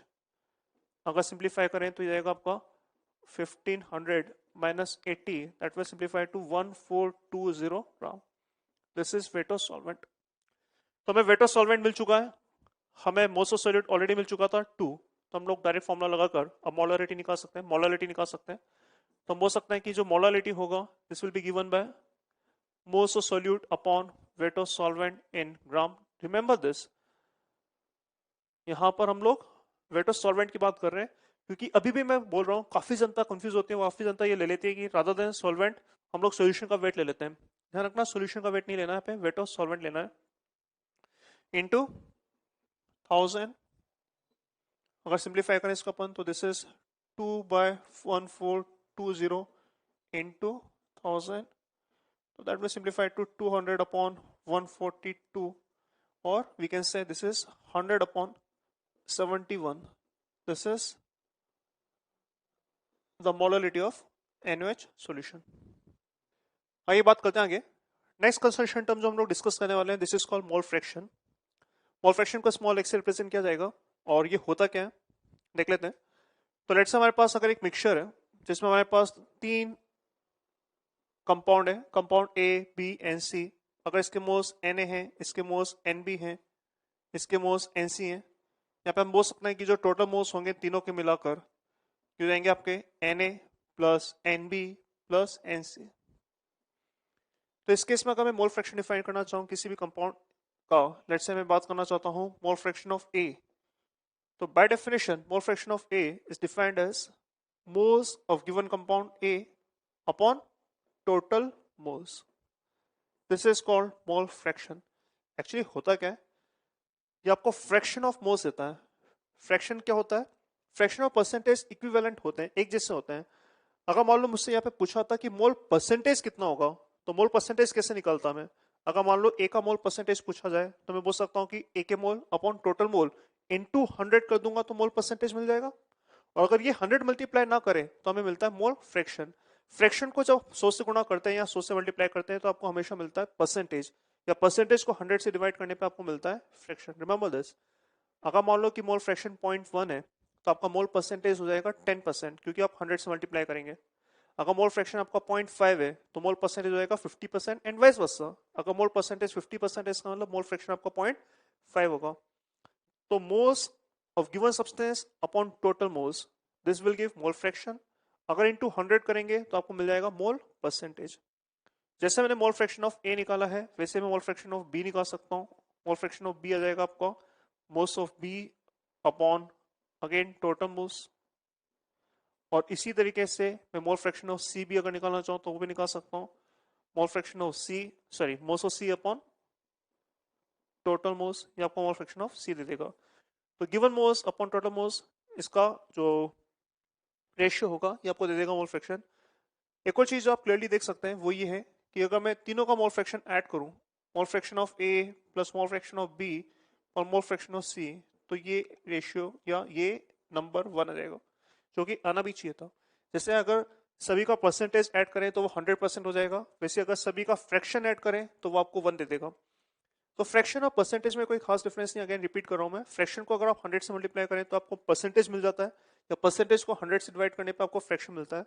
तो अगर मोल परसेंटेज ऑफ ए निकालना होता तो दिस रेशियो इनटू 100 करना होता, और अगर सिर्फ फ्रैक्शन निकालना है तो आप ये रेशियो ही निकालेंगे। तो given moles upon total moles ये आपको दे देगा मोल फ्रैक्शन। तो यहां से हमें मोल फ्रैक्शन के बारे में पता चलता है। आइए कुछ और कंसंट्रेशन टर्म हम लोग पढ़ते हैं, फिर इन सारे कंसंट्रेशन टर्म्स के ऊपर कंबाइन हम लोग सवाल लेंगे। आगे बात करते हैं, आगे बात करते हैं अपन। Next concentration term is percentage weight by weight. Percentage weight by weight को अगर आप सिंपल वर्ड्स में लिखना चाहें तो आप बोल सकते हैं this is weight of solute in 100 gram solution. अगर एक लाइन में डिफाइन करना चाहें तो हम बोल सकते हैं कि weight of solute in 100 gram solution. 100 gram solution में जितना भी आपका सोल्यूट का वेट होगा वो आपका वेट परसेंटेज होगा। Actually percentage weight by wait आपका सिंपली वेट परसेंटेज होता है। वेट परसेंटेज कैसे निकाल सकते हैं? Weight of solute upon weight of solution into 100। मतलब अगर फॉर्मूला देखें इसको तो हम बोल सकते हैं कि परसेंटेज वेट बाय वेट कैसे निकालेंगे? This is weight of solute upon weight of solution into 100। इसी के साथ वेट परसेंट निकाल सकते हैं। और इसी वेट परसेंट को अगर वर्डिंग में या इंग्लिश में अगर अपन रिप्रेजेंट करना चाहिए, इंग्लिश में अपन इसको ट्रांसलेट करें तो हम बोल सकते हैं this is nothing but weight of solute in 100 gram solution. क्यों, कैसे? मान लो अगर परसेंटेज वेट बाय वेट आपका 10% है तो हम बोल सकते हैं कि weight of solute in 100 gram solution आपका होगा 10 ग्राम। या वैसे वर्सा कि अगर 100 ग्राम सॉल्यूशन के अंदर आपका 10 ग्राम सोल्यूट है तो उसका परसेंटेज कितना होगा? 10%। अगर 50 ग्राम सोल्यूट है आपका 100 ग्राम सॉल्यूशन में, या 100 ग्राम सॉल्यूशन में आपका 50 ग्राम सोल्यूट है तो इसका परसेंटेज कितना होगा? 50%। तो 100 ग्राम सॉल्यूशन में जितना आपका सोल्यूट का वेट होता है वो आपका डायरेक्टली वेट परसेंटेज आ जाएगा। या फिर अगर आपको फॉर्मूला देखना है तो weight of solute upon weight of solution into 100, ये डायरेक्टली आपको दे देगा परसेंटेज वेट बाय वेट। तो परसेंटेज वेट बाय वेट निकालने के लिए आपको सोल्यूट का वेट पता होना चाहिए, सॉल्यूशन का वेट पता होना चाहिए, और 100 से मल्टीप्लाई करके आपको वेट परसेंटेज मिल जाएगा। बाकी इसको इस शब्दों में भी ध्यान रखेंगे कि अगर वेट परसेंटेज दे रखा है तो उसको इंटरप्रेट कैसे करेंगे। तो 10% वेट बाय वेट का मतलब होगा कि 100 ग्राम सॉल्यूशन में आपका 10 ग्राम सोल्यूट होगा। अगर 40% वेट बाय वेट है तो इसका मतलब 100 ग्राम सॉल्यूशन के करस्पॉन्डिंग आपका सोल्यूट का वेट 40 ग्राम होगा।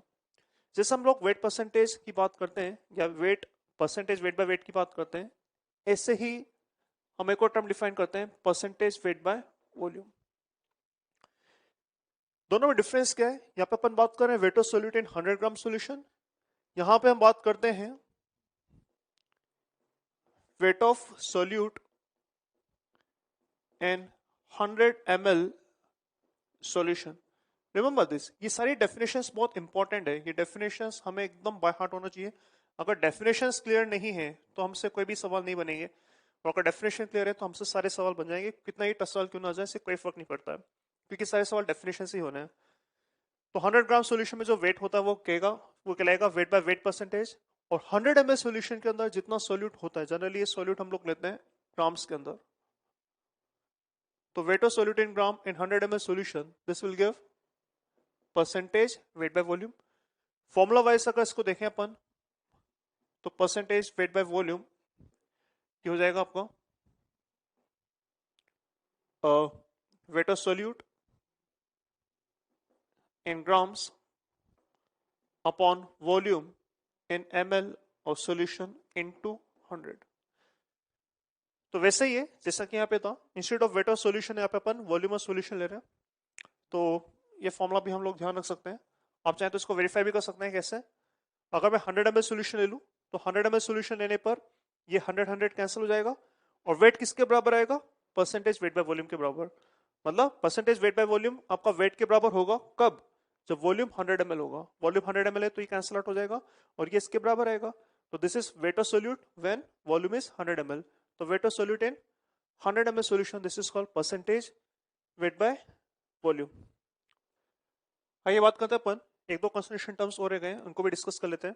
नेक्स्ट हम बात कर रहे हैं पार्ट्स पर मिलियन। ये कुछ वेट बाय वेट परसेंटेज जैसे ही होता है।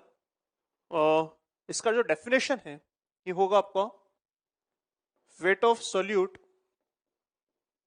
इन 1 million which is basically 10⁶ gram solution. 1 million gram solution के करस्पॉन्डिंग जितना वेट आपका सोल्यूट का होगा वो कहलाएगा आपका पार्ट्स पर मिलियन या पीपीएम। तो ये similar to weight by weight percentage. ये वेट बाय वेट परसेंटेज में हम बात करते थे कि 100 ग्राम सॉल्यूशन के अंदर कितना ग्राम सोल्यूट होगा। यहाँ पे अपन इंस्टेड ऑफ 100 ग्राम यहाँ पे ले रहे हैं 1 मिलियन ग्राम, दैट इज 10⁶ ग्राम। तो 10⁶ ग्राम सॉल्यूशन के करस्पॉन्डिंग जो भी आपका वेट आएगा वो कहलाएगा आपका पार्ट्स पर मिलियन। फॉर्मूला अगर देखेंगे तो PPM will be defined as weight of solute upon weight of solution into 10⁶। तो वेट परसेंटेज में हम लोग 100 ग्राम की बात कर रहे थे इसलिए 100 से मल्टीप्लाई कर रहे थे। यहाँ पे अपन 1 मिलियन ग्राम की बात कर रहे हैं इसलिए हम लोग 10⁶ से मल्टीप्लाई करेंगे। तो अगर मैं वेट ऑफ सोल्यूट मिल जाए, वेट ऑफ सोल्यूशन मिल जाए, तो इस फॉर्मूले को यूज कर हम लोग पार्ट्स पर मिलियन निकाल सकते हैं। सिमिलरली हम लोग बात कर सकते हैं एक और इसी से मिलते जुलते कॉन्सेप्ट की, जिसको हम बोलते हैं parts per billion.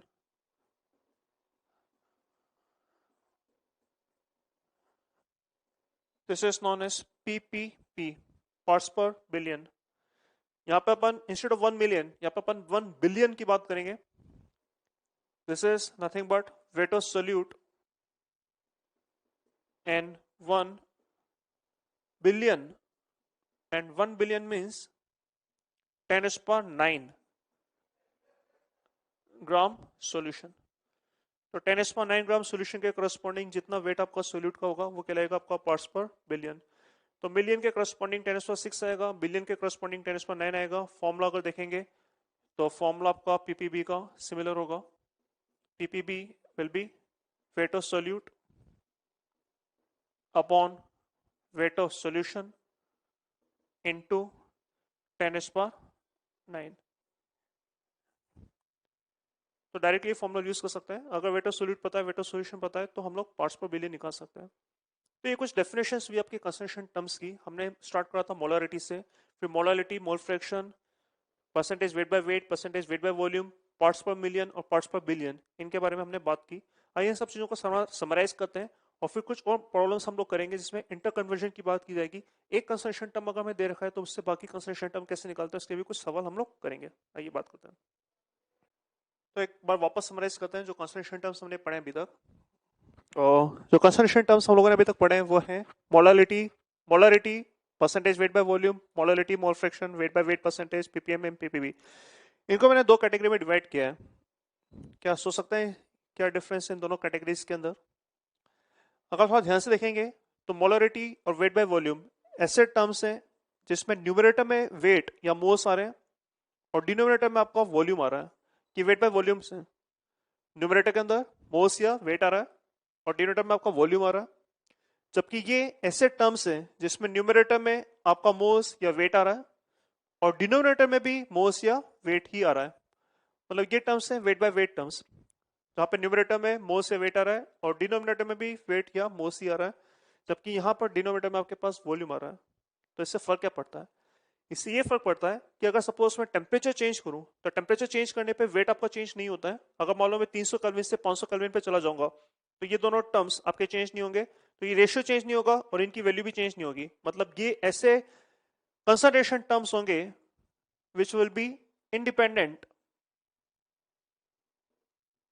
Of temperature. Temperature आप अगर चेंज कर भी दें तो ये कंसंट्रेशन टर्म्स का वैल्यू चेंज नहीं होगा। पर अगर यहां पर देखें अपन मोलरिटी और वेट बाय वॉल्यूम में, तो वेट तो आपका टेम्परेचर के साथ चेंज होगा नहीं, पर जो वॉल्यूम होता है ये टेम्परेचर के साथ चेंज होता है। 300 केल्विन पे जो वॉल्यूम होगा नेसेसरी नहीं है कि 500 केल्विन पे भी वही वॉल्यूम होगा। तो जैसे से वॉल्यूम चेंज होगा आपका, जैसे से टेम्परेचर चेंज होगा सॉरी, वैसे से वॉल्यूम चेंज होगा और अगर वॉल्यूम चेंज होगा तो ये रेशियो भी चेंज होगा। तो हम बोल सकते हैं कि ये ऐसे कंसंट्रेशन टर्म्स होंगे that will depends on temperature.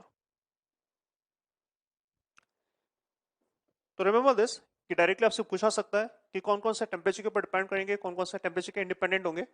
तो मोलरिटी और वेट बाय वॉल्यूम ये आपके टेम्परेचर के ऊपर डिपेंड करेंगे क्योंकि वॉल्यूम आपका टेम्परेचर के साथ चेंज होता है और ये टर्म्स आपका wait by weight percentage sorry wait by wait के रेशियो में आते हैं।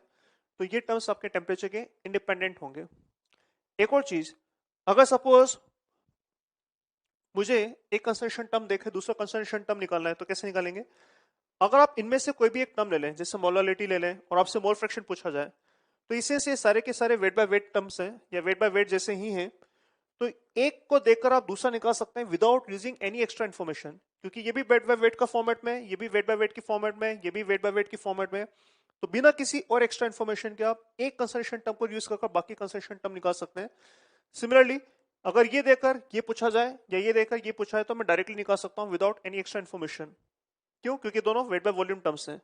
पर अगर ये देकर आपसे ये पूछा जाए या ये देकर आपसे ये पूछा जाए तो आपको बेसिकली वेट को वॉल्यूम के साथ रिलेट करना होगा और वेट को वॉल्यूम के साथ जो रिलेट करने वाला टर्मिनोलॉजी होता है या जो टर्म होता है वो होता है डेंसिटी। तो अगर सपोज मुझे मोलरिटी देकर मोलरिटी पूछा जाए तो वो मैं तभी निकाल सकता हूं जब डेंसिटी आपको गिवन हो, क्योंकि मुझे वेट को वॉल्यूम के साथ रिलेट करना होगा। अगर आपको मोलरिटी दे रखा है और मोलरिटी पूछा जाए तो बिना डेंसिटी के आप वो कैलकुलेट नहीं कर सकते, या फिर ये दोनों अगर दे रखे हैं तो मैं डेंसिटी निकाल सकता हूँ। Right, remember this. तो आप देख सकते हैं अगर ये दे रखा है तो ये निकाला जा सकता है, ये देखा है तो ये निकाला जा सकता है विदाउट एक्स्ट्रा इन्फॉर्मेशन। इनमें से कुछ भी देकर आपको बाकी चीजें पूछी जा सकती हैं विदाउट एक्स्ट्रा इन्फॉर्मेशन। बट अगर ये दे रखा है ये निकालना है या ये दे रखा है ये निकालना है तो हमें डेंसिटी की हमें जरूरत पड़ेगी। तो जब एक कंसंट्रेशन टर्म दे रखा होता है और बाकी कंसंट्रेशन टर्म हमें निकालना होता है, इसको हम बोलते हैं कन्वर्जन या inter conversion of concentration terms. इसके ऊपर भी काफी सारे सवाल आपसे पूछे जाते हैं। कुछ सवाल हमने अभी देखे भी थे। मोलरिटी देके मैंने आपको मोलरिटी पूछा था या मोलरिटी देके आपसे मोलरिटी पूछा था। आइए कुछ और कंसंट्रेशन टर्म्स के इंटर कन्वर्जन वाले सवाल करते हैं जिसमें एक कंसंट्रेशन टर्म आपको दे रखा होगा और बाकी कंसंट्रेशन टर्म्स हमें निकालना होगा।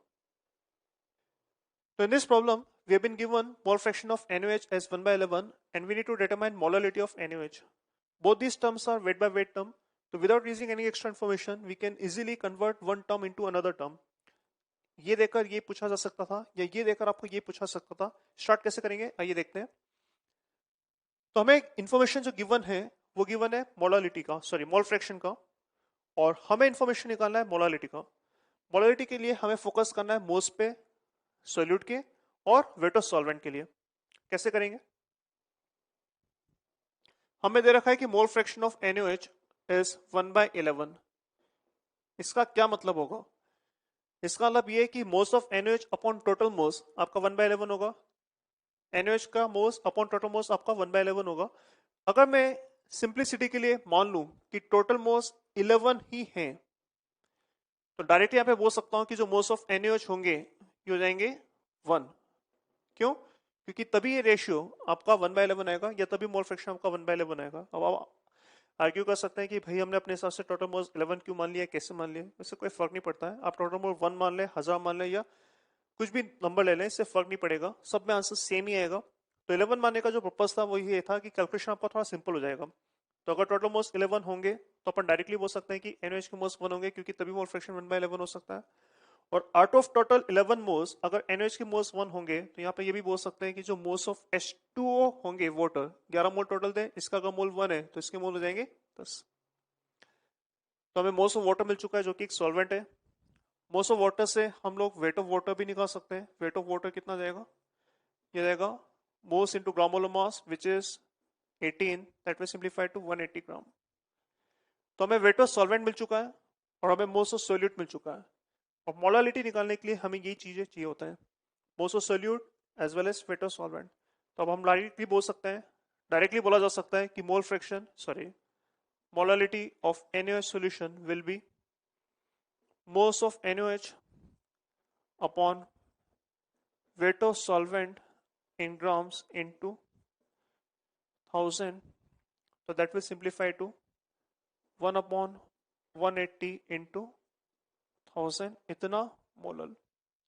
सिंप्लीफाई अगर करें तो this is 100/18, that will simplify to 50/9 इतना मोलालिटी। तो इस सवाल के अंदर हमें मोल फ्रैक्शन देकर मोलालिटी पूछा गया।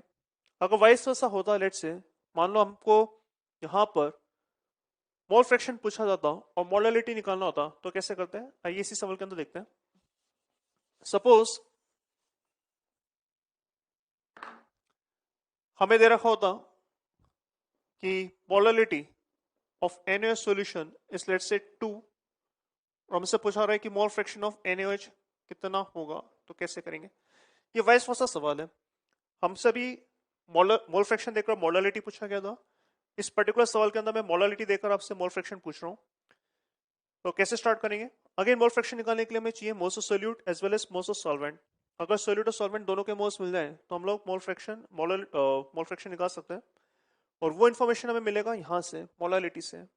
मोलालिटी अगर 2 है तो इससे हम लोग क्या कंक्लूड कर सकते हैं, इससे हम क्या बोल सकते हैं, इससे हम ये बोल सकते हैं कि अगर हमारे पास 1000 ग्राम सॉल्वेंट होगा या 1000 ग्राम पानी होगा तो इसके करस्पॉन्डिंग मोल्स ऑफ NaOH 2 आएंगे। आप देख सकते हैं ये सारी चीजें मैं डेफिनेशन के थ्रू कर रहा हूं। अगर मुझे डेफिनेशन क्लियर है तो मैं सारी चीजें लिख सकता हूं। मोलालिटी ऑफ NaOH अगर 2s का मतलब ये है कि 2 मोल्स NaOH होंगे इन 1000 ग्राम सॉल्वेंट। तो 2 मोल्स NaOH अपने पास 1000 gram solvent which is 1000 gram water. तो यहाँ पर मोल्स ऑफ NaOH डायरेक्टली मिल चुका है 2। और अगर 1000 ग्राम वाटर दे रखा है तो यहां से हम लोग मोल्स ऑफ वाटर भी निकाल सकते हैं। ये हो जाएगा आपका 1000/18, राइट। तो मोल्स ऑफ H2 मिल चुका है, मोल्स ऑफ NaOH मिल चुका है, सोल्यूट और सॉल्वेंट दोनों के मोल्स मिल चुके हैं। क्या मोल फ्रैक्शन निकाल सकते हैं, डायरेक्टली हम बोल सकते हैं जो मोल फ्रैक्शन ऑफ NaOH होगा it will be given by moles of NaOH upon total moles which is moles of NaOH plus moles of water. Simplify अगर करें तो this is 2 upon 2 plus 1000/18, that will simplify to 36 upon 1036। इसको अगर further 9 से मैं divide करूं तो या 4 से अगर डिवाइड करूं तो this is 9 upon 259, that will be the mole fraction of NaOH and that will be the answer. तो आप देख सकते हैं एक कंसंट्रेशन टर्म देखकर आपको दूसरी कंसंट्रेशन टर्म पूछी जा सकती है। डेफिनेशन अगर आप यूज करेंगे तो इजीली इस तरह के सवाल कर सकते हैं। आइए कुछ और सवाल करते हैं। In this problem we have been given 40% weight by weight percentage NaOH solution and density of solution has been given as 1.2 gram per ml and we need to determine molarity and mole fraction। तो ये information given है और हमें ये सब निकालना है। तो अगेन हमें ध्यान रखना है कि इन सब चीजों को निकालने के लिए हमें क्या क्या इन्फॉर्मेशन चाहिए। मोलारिटी के लिए हमें मोल्स चाहिए सोल्यूट के, वेट ऑफ वॉल्यूम मोल्स चाहिए सोल्यूट के, वॉल्यूम चाहिए सोल्यूशन का। मोलारिटी के लिए हमें मोल्स चाहिए सोल्यूट के और वेट चाहिए हमें सॉल्वेंट का। और मोल फ्रैक्शन के लिए हमें मोल्स चाहिए सोल्यूट के और मोल्स चाहिए सॉल्वेंट के। तो अगर ये इन्फॉर्मेशन हमें मिल जाए तो हमारा काम चल जाएगा। इन्फॉर्मेशन हमें जो गिवन है यहाँ पर वो गिवन है आपको wait percentage and density of solution. Start करते हैं, कैसे करेंगे देखो। मैं चाहता हूँ कि एक बार आप खुद इस सवाल को ट्राई करें, देखें और देखें कि आपसे ये सवाल होता है नहीं होता है। अगर नहीं होता है तो आप ये सॉल्यूशन रेफर कर सकते हैं। तो हमको जो इन्फॉर्मेशन गिवन है वो गिवन है वेट परसेंटेज। अगर वेट परसेंटेज 40% का मतलब क्या होगा? वेट परसेंटेज का मतलब होता है कि कितने ग्राम सोल्यूट है 100 ग्राम सोल्यूशन में। तो अगर 40% वेट परसेंटेज है, इसका मतलब 40 ग्राम सोल्यूशन होगा, सॉरी 40 ग्राम सोल्यूट होगा इन 100 ग्राम सोल्यूशन। और वी कैन से कि अगर मैं 100 ग्राम सोल्यूशन लेता हूं तो इस 100 ग्राम सोल्यूशन के करस्पॉन्डिंग आपका 40 ग्राम NaOH होगा, बोला जा सकता है। ऐसा होगा तभी आपका वेट परसेंटेज 40% होगा। सीधी सी बात है, अगर 100 ग्राम सॉल्यूशन में 40 ग्राम NaOH होगा तो यहां से मैं वेट ऑफ सॉल्वेंट भी लिख सकता हूं। सोल्यूट का वेट सॉल्यूशन में से सब्ट्रैक्ट कर आपको वेट ऑफ सॉल्वेंट मिल जाएगा, ये जाएगा आपका 60 ग्राम। 40 ग्राम NaOH के करस्पॉन्डिंग आप मोल्स ऑफ NaOH लिख सकते हैं, ये जाएंगे आपके weight upon gram molar mass. Weight आपका 40 ग्राम है, ग्राम मोलर मास भी 40 है, तो मोल्स हो जाएंगे आपके 1। वेट ऑफ H2 अगर 60 ग्राम है तो यहां से मैं मोल्स ऑफ H2 भी लिख सकता हूं, ये हो जाएगा आपका 60/18, दैट इज 10/3। ये इंफॉर्मेशन में मिल चुका है। इसके अलावा हमें डेंसिटी ऑफ सॉल्यूशन गिवन है एज 1.2 ग्राम पर ml। तो यहां से हमें क्या मिल जाएगा? अगर वेट ऑफ सॉल्यूशन पता है और डेंसिटी ऑफ सॉल्यूशन पता है तो यहां से मैं वॉल्यूम निकाल सकता हूं। हमें मालूम होना चाहिए कि density of solution is basically wait of solution upon volume of solution. तो यहां से हम बोल सकते हैं कि volume of solution it will be given bye weight of solution upon density of solution. Weight of solution is 100 gram. Density of solution is 1.2 gram per ml. That was simplified to 100 upon 1.2 इतना ml। ये सारी information हम यहां से लिख सकते थे। क्या हम लोग अब मोलरिटी निकाल सकते हैं? मोलरिटी के लिए हमें मोल्स चाहिए, सोल्यूट के वो गिवन है। वॉल्यूम ऑफ सॉल्यूशन ऑलरेडी निकाल चुके हैं, मोलरिटी निकाल सकते हैं।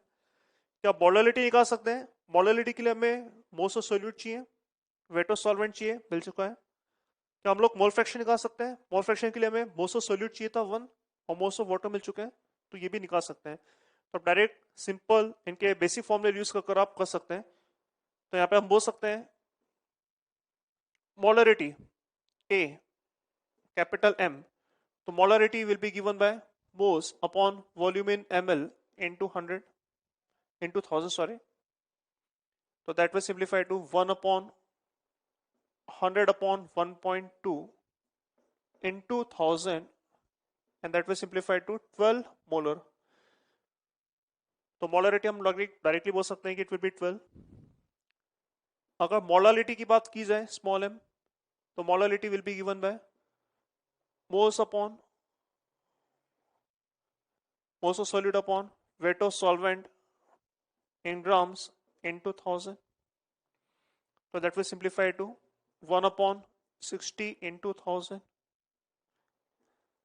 That will simplify to 50/3 molar, around 16.67 आएगा। और सी पार्ट में आपसे मोल फ्रैक्शन पूछा जा रहा था, तो मोल fraction of NaOH will be given by moles of NaOH upon total moles। तो मोल्स ऑफ NaOH हो जाएंगे आपके 1 और टोटल मोल्स आएगा 1 plus 10/3, that will simplified to 3/13। तो इस तरीके से आप ये भी निकाल सकते हैं। तो आप देख सकते हैं कि जो इन्फॉर्मेशन आपको गिवन था उस इन्फॉर्मेशन को यूज कर आप बाकी सारी इन्फॉर्मेशन निकाल सकते हैं। इसके ऊपर वेराइटी ऑफ प्रॉब्लम्स आपसे पूछे जाते हैं, काफी सारे सवाल हमने करे हैं, बहुत सारे सवाल और भी हम लोग अभी करेंगे। पर आई थिंक आपको समझ में आना चाहिए कि किस तरीके से हम लोग सवालों को अप्रोच कर रहे हैं। हमें जो भी इन्फॉर्मेशन दे रखा है उस इन्फॉर्मेशन को हम लोग सबसे पहले लिखेंगे और उससे वो इन्फॉर्मेशन निकालने की कोशिश करेंगे जो हमें रिक्वायर्ड है। मोलारिटी के लिए हमें मोल्स वॉल्यूम चाहिए था, मोलारिटी के लिए हमें मोल्स वेट ऑफ सॉल्वेंट चाहिए था, मोल फ्रैक्शन के लिए हमें दोनों के मोल्स चाहिए थे, solute as well as solvent. वो इन्फॉर्मेशन हमें मिल चुका है और वो सवाल हम लोग कर सकते हैं। In this problem, we have been given weight by volume percentage of calcium chloride as well as NaCl and we need to determine concentration or molarity of CmNs। तो डायग्राम से आप देख सकते हैं कि एक ही सॉल्यूशन है, ऐसा नहीं कि हम लोग दो सॉल्यूशन को मिक्स कर रहे हैं। एक ही सॉल्यूशन है अपने पास, उसी सॉल्यूशन में कैल्शियम क्लोराइड भी है, उसी सॉल्यूशन में NaCl भी है। इसका वेट बाय वॉल्यूम परसेंट 11.1% है और इसका वेट बाय वॉल्यूम परसेंट 5.85% है। ये इन्फॉर्मेशन गिवन है और हमसे पूछा जा रहा है कि भाई इसके अंदर कंसंट्रेशन या molarity of NH molarity of CmNS कितना होगा। तो मोलरिटी ऑफ CmNS निकालने के लिए हमें मोल्स चाहिए CmNS के और हमें वॉल्यूम चाहिए। और ये इन्फॉर्मेशन हमें क्या बताता है, वेट बाय वॉल्यूम परसेंटेज, अगर आप रिकॉल करें हमने डिस्कस किया था, वेट बाय वॉल्यूम परसेंटेज बताता है कि कितना ग्राम सोल्यूट होगा 100 ml सॉल्यूशन के अंदर। तो अगर इसका 11.1% है तो हम बोल सकते हैं कि अगर 100 ml सॉल्यूशन रहा होता तो इसका जो वेट होगा वो 11.1 ग्राम होगा। अगर 100 ml सॉल्यूशन रहा होता तो इसका जो वेट होता वो 5.85 ग्राम होता। तो अपन सिंप्लिसिटी के लिए एक काम कर लेते हैं, मान लेते हैं कि 100 ml सॉल्यूशन ही है, let 100 ml solution is present. Again आप आर्ग्यू कर सकते हैं कि ये नेसेसरी है मानना, कोई नेसेसरी नहीं है, आप 1000 ml ले लें, आप x ml ले लें, इससे फर्क नहीं पड़ता है। कैलकुलेशन सिंप्लीफाई करने के लिए हम लोग काम कर रहे हैं। तो अगर 100 ml सॉल्यूशन है हमारे पास तो हम लोग क्या बोल सकते हैं, अगर 100 ml सॉल्यूशन है तो मैं डायरेक्टली बोल सकता हूं कि इनके वेट कितने होंगे। अगर ये वेट वॉल्यूम परसेंट 11.1% है तो 100 ml सॉल्यूशन के अंदर डायरेक्टली बोल सकते हैं कि इसका जो वेट होगा 11.1 ग्राम होगा। क्या बात समझ में आ रही है आपको? अगर wait percentage weight by volume percentage 11.1% इसका मतलब ये होता है कि 100 ml सॉल्यूशन में इसका वेट 11.1 ग्राम है। एंड सिंस वॉल्यूम हम 100 ml ले रहे हैं तो इसका डायरेक्टली वेट बोल सकते हैं 11.1 ग्राम। यही 100 ml सॉल्यूशन है और अगर इसका वेट वॉल्यूम परसेंटेज 5.85 है तो हम लोग डायरेक्टली बोल सकते हैं कि इसका जो वेट होगा वो भी होगा 5.85 ग्राम। क्यों? क्योंकि वॉल्यूम 100 ml है और वेट बाय वॉल्यूम परसेंटेज अगर इतना है तो वेट भी आपका 5.85 ग्राम होगा। ये डेफिनेशन आ रहा है। अगर आपको यहाँ पर ये दिक्कत आ रही है तो एक बार वापस मैं चाहूंगा कि आप डेफिनेशन देखें। अगर डेफिनेशन क्लियर होंगी तो ये सारी चीजें क्लियर हो जाएंगी। वेट बाय वॉल्यूम परसेंट का मतलब होता है कि 100 ml सॉल्यूशन में कितना आपका सोल्यूट का वेट होगा। तो अगर मैं वॉल्यूम 100 ml ही मान लूं तो इस 100 ml के करस्पॉन्डिंग इसका वेट 5.85 ग्राम होगा और इसका वेट 11.1 ग्राम होगा। अगर मुझे इनके करस्पॉन्डिंग वेट मिल चुके हैं तो मुझे इनके करस्पॉन्डिंग मोल्स मिल जाएंगे। कैल्शियम क्लोराइड का ग्राम मोलर मास 111 होता है 111, तो यहाँ पर अपन डायरेक्टली बोल सकते हैं मोल्स हो जाएंगे 11.1 upon 111 which is 0.1। Similarly NaCl का ग्राम मोलर मास 58.5 होता है, तो यहाँ पे भी अगर आप मोल्स निकालेंगे तो 5.85 upon 58.5 that will simplify to 0.1। तो यहाँ पे इनके रेस्पेक्टिव मोल्स आ चुके हैं। अगर इनके मोल्स आ चुके हैं तो यहाँ पे मैं मोल्स ऑफ क्लोराइड आयन भी निकाल सकता हूँ, वो कितना होगा।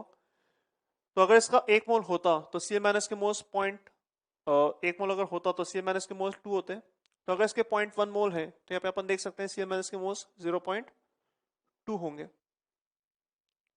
इसके 1 के करस्पॉन्डिंग 2 तो 0.1 के करस्पॉन्डिंग 0.2 होना चाहिए। जहां तक NaCl की बात है, अगर इसके 1 मोल होता तो CmNS 1 होता, तो अगर इसका 0.1 है तो यहाँ पे CmNS का मोल्स भी 0.1 होगा।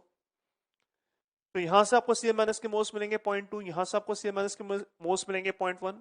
तो हम बोल सकते हैं कि जो moles of CmNS in total आपको मिलेंगे हो जाएंगे 0.3।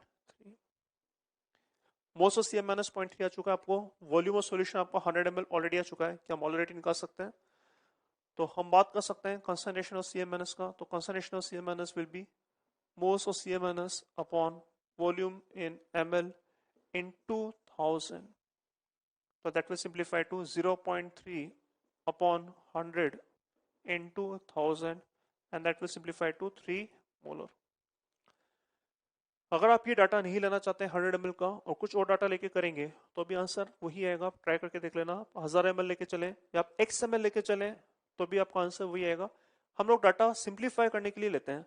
इंटर कन्वर्जन जब हमें करना होता है तो इससे फर्क नहीं पड़ता है कि अमाउंट आप कितना ले रहे हैं, आप 100 ml ले लें चाहे 500 ml ले लें, कंसंट्रेशन पे इससे फर्क नहीं पड़ेगा, इंटर कन्वर्जन पे फर्क नहीं पड़ेगा। तो आप 100 ml लें चाहे 500 ml लें, आंसर सेम ही आना है। आप डाटा फिर वो चूज करेंगे जो कैलकुलेशन में आपको सिंप्लीफाई करके दे या कैलकुलेशन आपको सिंपल कर दे। तो अगर 100 ml ले लेता हूं तो डायरेक्टली मुझे वेट मिल जाता है, डायरेक्टली मुझे मोल्स मिल जाता है, डायरेक्टली मुझे मोल्स मिल जाएगा CmNS का। तो CmNS के मोल्स मिल चुके हैं और वॉल्यूम हमें ऑलरेडी मालूम है, तो मोल्स मिल चुके हैं और वॉल्यूम अगर मालूम है तो डायरेक्टली हम लोग क्वालिटी भी कैलकुलेट कर सकते हैं। इसी तरीके से अप्रोच करते हुए हम लोग बाकी सवाल भी कर सकते हैं।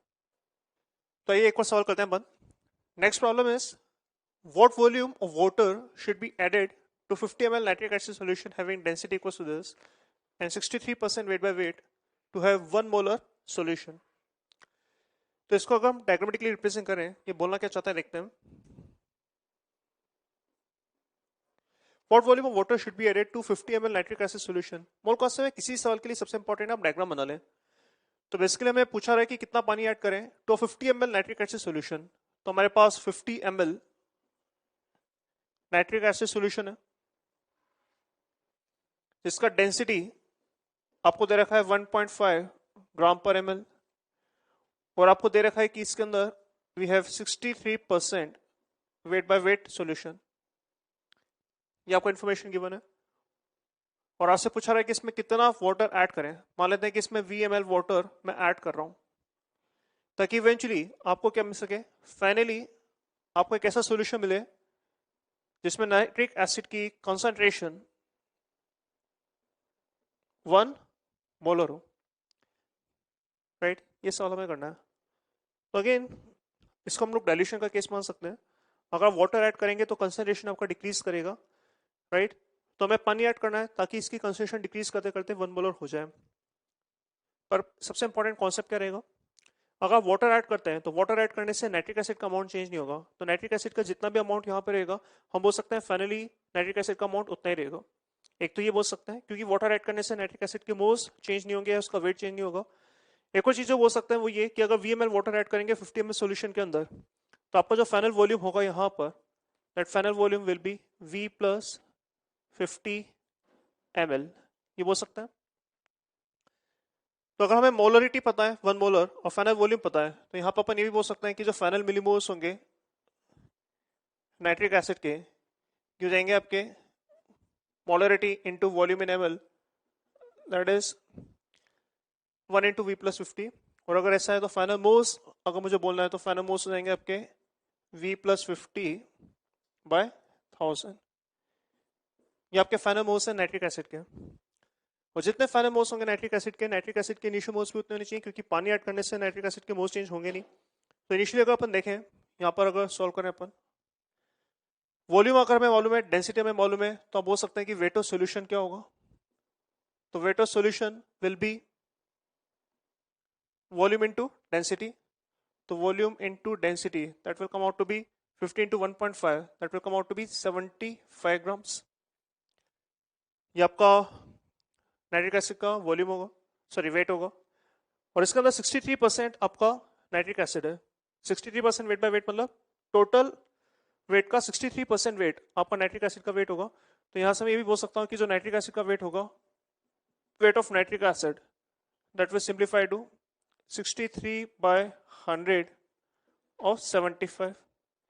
ये आपका नाइट्रिक एसिड का वेट आ चुका है। नाइट्रिक एसिड का अगर वेट आ चुका है तो नाइट्रिक एसिड के मोल्स भी निकाल सकते हैं। तो नाइट्रिक एसिड के मोल्स, ये नाइट्रिक एसिड के इनिशियल मोल्स हैं, ये रहेगा आपका वेट अपॉन ग्राम मोलर मास। तो दिस इज 63 × 75/100। ये तो आपके वेट थे into gram molar mass which is 63 आपका ग्राम मोलर मास होता है नाइट्रिक एसिड का। तो दैट विल सिंप्लीफाई टू 3/4। तो हम बोल सकते हैं कि इनिशियल मोल्स आपके 3/4 है और फाइनल मोल्स आपके नाइट्रिक एसिड के V + 50/1000 है। तो हम बोल सकते हैं कि वाटर ऐड करने से मोल्स तो चेंज होंगे नहीं, और अगर वाटर ऐड करने से मोल्स चेंज होंगे नहीं तो यहाँ पे बोल सकते हैं कि आपके जो फाइनल मोल्स होंगे वही आपके इनिशियल मोल्स होंगे। इसका मतलब मैं बोल सकता हूँ कि V + 50/1000 that will come out to be 3/4। 1000 को अगर इधर ले जाएंगे तो 750 हो जाएगा, और अगर सिंप्लीफाई करेंगे तो यहाँ से बोल सकते हैं कि जो V रहेगा ये रहेगा आपका 750 - 50 which is 700 ml। That will be the answer of this problem. तो इसमें 700 ml पानी हमें ऐड करना होगा ताकि हम लोग देख सकें कि फाइनल कंसंट्रेशन आपका 1 मोलर। कॉन्सेप्ट ये था कि जितने मोल्स आपके इनिशियली होंगे उतने मोल्स आपके फाइनली होंगे, और पानी ऐड करने से मोल्स चेंज होते नहीं है। इस सवाल को देखते हैं अपन। इन दिस प्रॉब्लम बेसिकली हमसे पूछा रहा है what volume in ml of 90% alcohol by weight having density 0.8 gram per ml must be used to prepare 80 ml of 10% alcohol by weight having density 0.9 gram per ml। हमें दो alcoholic solution दे रखे हैं, एक 90% alcohol दे रखा है जिसको use करना है, और हमें फाइनली एक और अल्कोहलिक सॉल्यूशन बनाना है जिसका 80% वॉल्यूम होगा और 10% अल्कोहल होगा। तो ट्राई करते हैं इसको। आइए, सबसे पहले अगेन इस प्रॉब्लम को हम लोग डायग्राम की फॉर्म में अगर रिप्रेजेंट करें तो देखते हैं। तो हमारे पास इनिशियली एक अल्कोहल का सॉल्यूशन है जिसका वॉल्यूम पूछा जा रहा है। तो मान लेते हैं कि मैं इसका VmL यूज कर रहा हूं। तो 90% अल्कोहल तो जो ओरिजिनल सॉल्यूशन है इसका मैं VML यूज कर रहा हूँ, और इसका जो डेंसिटी दे रखा है आपको वो दे रखा है 0.8 ग्राम पर ml, और इसके अंदर जो परसेंटेज वेट बाय वेट दे रखा है वो है 90% वेट बाय वेट। और ये जो सॉल्यूशन है इसको यूज कर कर हमें एक नया सॉल्यूशन बनाना है जिसका वॉल्यूम 80 ml है, जिसके अंदर डेंसिटी 0.9 ग्राम पर ml है, एंड इसका परसेंटेज वेट बाय वेट आपको 10% दे रखा है, तो इसके अंदर 10% वेट बाय वेट अल्कोहल है। इसी कैटेगरी का सवाल हमने लास्ट सवाल किया था, इसी कैटेगरी का सवाल है। तो हमारे पास एक अल्कोहल का सॉल्यूशन है और इस अल्कोहल के सॉल्यूशन से हमें ये बनाना है, राइट। तो फंडा ये कि जो फाइनली अल्कोहल आएगा वो अल्कोहल आपको मिलेगा कहाँ से, इसी सॉल्यूशन से मिलेगा। इसके अंदर जितना अल्कोहल कंटेंट होगा वही अल्कोहल कंटेंट इसके अंदर भी आएगा, क्योंकि ये जो सॉल्यूशन बन रहा है वो यहाँ से बन रहा है। तो हम बोल सकते हैं कि इसके अंदर जितना मास अल्कोहल का होगा उतना ही मास अल्कोहल का यहाँ पे भी होगा। तो हमें करना क्या है, हम लोग सिंपली यहाँ पे वेट ऑफ अल्कोहल निकालेंगे, यहाँ पे वेट ऑफ अल्कोहल निकालेंगे और इसको इक्वेट कर देंगे। तो अगर यहाँ पर हम देखें कि वेट ऑफ अल्कोहल कितना होगा, तो सबसे पहले वेट ऑफ सॉल्यूशन निकाल लेते हैं। वेट ऑफ सॉल्यूशन मिलेगा डेंसिटी इनटू वॉल्यूम कर कर, तो density of solution into volume of solution, it will give wait of solution which is 80 into 0.9 grams. This is weight of solution. और इसके अंदर 10% अल्कोहल है, तो यहाँ पर जो वेट ऑफ अल्कोहल होगा वो जाएगा इसका 10%। 10% मतलब 10/100 इंटू 80 इंटू 0.9। तो ये आपका अल्कोहल का वेट है इस पर्टिकुलर सॉल्यूशन के अंदर। हमारे पास जो इनिशियल सॉल्यूशन था इसमें अल्कोहल कितना होगा देखें जरा। तो अगेन यहाँ पे मैं वेट ऑफ सॉल्यूशन निकाल सकता हूँ। तो weight of solution will come out to be again volume into density. Volume मैंने VML एज्यूम करा है, तो this will come out to be V into 0.9 sorry 0.8 इतना ग्राम्स। और इसके अंदर 90% अल्कोहल है, तो हम बोल सकते हैं कि इसके अंदर जो वेट ऑफ अल्कोहल होगा ये जाएगा 90%, मतलब 90/100 इंटू V इंटू 0.8। तो ये आपका इनिशियल वेट है अल्कोहल का, ये आपका फाइनल वेट है अल्कोहल का, और ये दोनों वेट हमें इक्वेट करने होंगे क्योंकि यहाँ पे जो भी अल्कोहल कंटेंट आएगा वो आएगा यहीं से। तो हम लोग डायरेक्टली इसको इक्वेट कर सकते हैं, देखते हैं क्या आएगा आंसर। तो अगर सपोज इनको इक्वेट किया जाए तो फाइनल और इनिशियल वेट को अपन इक्वेट कर देते हैं। तो we can say weight of alcohol initially should be same as weight of alcohol finally. अगर वैल्यू सब्स्टिट्यूट करें अपन यहाँ पर तो this is 90/100 into V into 0.8 and that will simplify to this is 10/100 into 80 into 0.9। तो 100 से 100 cancel हो जाएगा और 10 into 0.9 9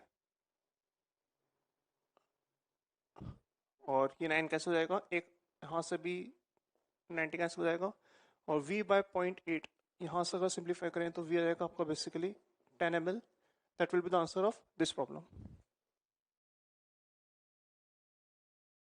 तो स्टूडेंट्स इस लेक्चर का आपका जो होमवर्क होगा वो होगा सेक्शन H का problem number 2nd and 3rd, exercise 1 part 1 में, और पार्ट 2 में आपको 2, 3, 4, 6 करना है और सेक्शन I के अंदर I7 करना है। ये सवाल करना है, इसके अलावा जितने भी क्लास के इलस्ट्रेशन हम लोगों ने करे इनको वापस आपको एक बार रिसॉल्व करके देखना है। चलिए आगे बढ़ते हैं।